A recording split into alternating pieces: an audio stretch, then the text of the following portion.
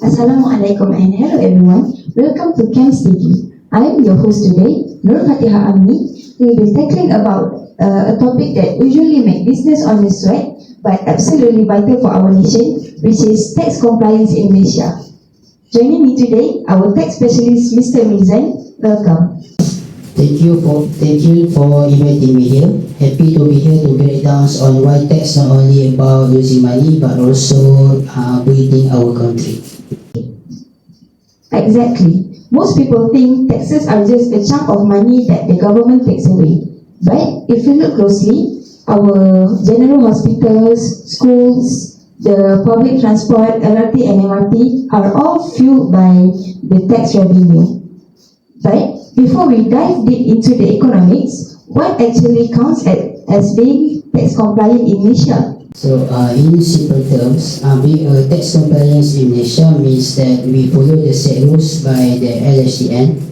So, when the person or business owner, they basically fulfill these four quotas, which is submit their forms on time, declaring their true income, keeping receipt for 7 years, and also paying the right amount of tax.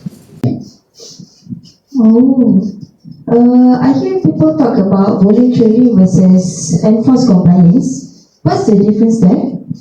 Think of voluntary compliance as a good citizen, because this happen when business owner or salary income person they submit their true income every April and June without anyone casing them.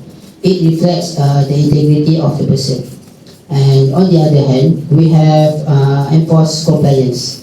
This happen when the taxpayer trying to cheat the system. LHDN will step in with deep financial investigation. Maybe they will impose travel bans or maybe huge penalties.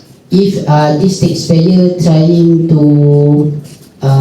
give false information to the LHDN, they may be fines, or even worse, they may be given jail time.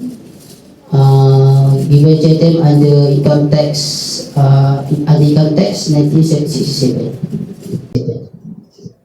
Oh, so it's not just a legal obligation, but this is also a social contract.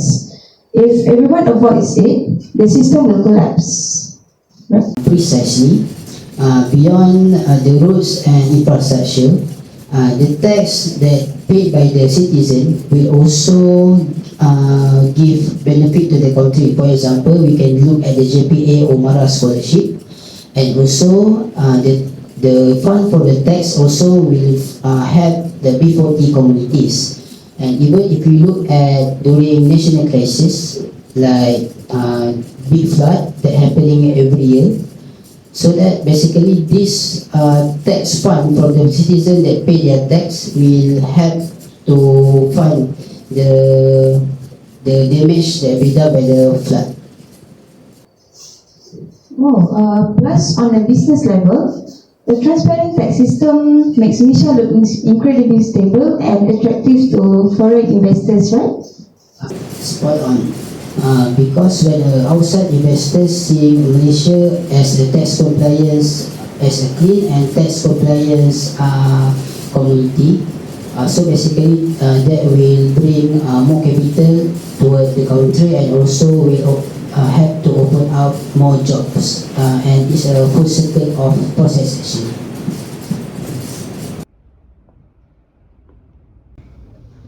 David, look at these numbers. Our company profits are incredibly high this year, which is great, but that means our corporate tax bill is going to be absolutely massive. Is there any way we can adjust this? Well, Cik Asai, we can definitely maximize our legal tax deduction, capital allowance, and any government incentive or relief we qualify for this year. I think this will reduce it legitimately. No, I mean real reductions.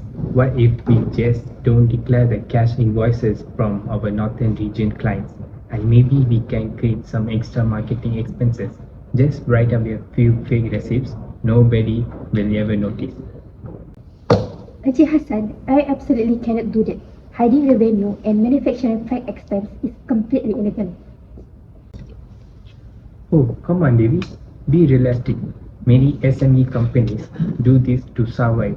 If everyone else is doing it, who cares? LHDN has millions of companies to check. They won't pick us. Even the whole world does it. It doesn't make it right. As a professional accountant bound by MIA Code of Ethics, I must act with integrity, honesty, and professionalism. What you are suggesting isn't clever tax planning, but it is tax evasion, which is criminal offense. Look, I'm just trying to protect our cash flow. What's the worst that could happen if we get audited?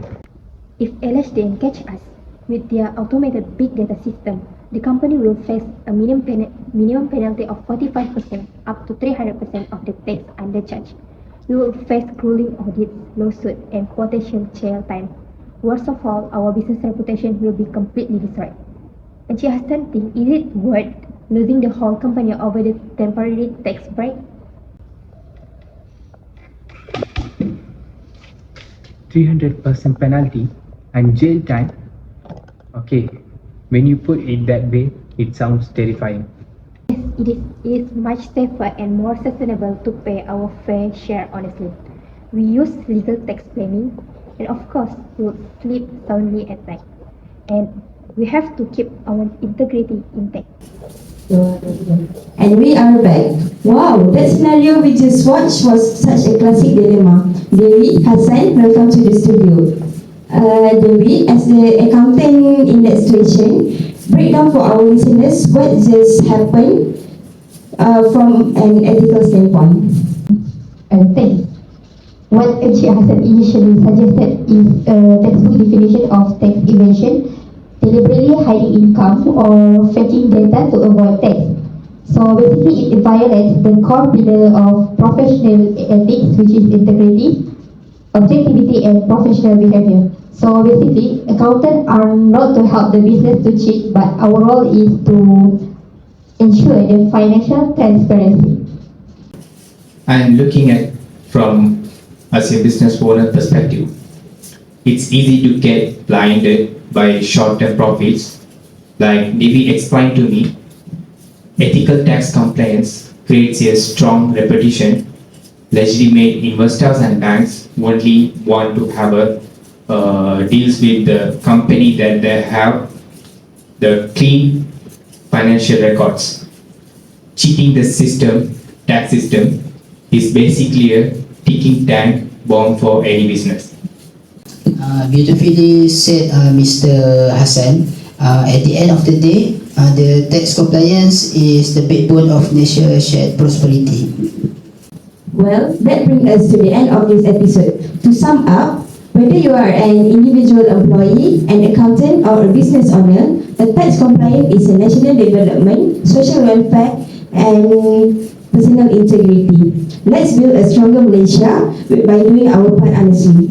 Thank you to my wonderful panel and guests, and thank you to the audience for listening to our presentation today. Stay ethical, stay compliant, and we will see you next time. Bye. And we are back. Wow, that scenario. Realistic. Many SME companies do this to get budget. Sorry. Nampak sangat muka membaca Everyone, welcome to Camps TV. Apa yang salah banyak? Ada.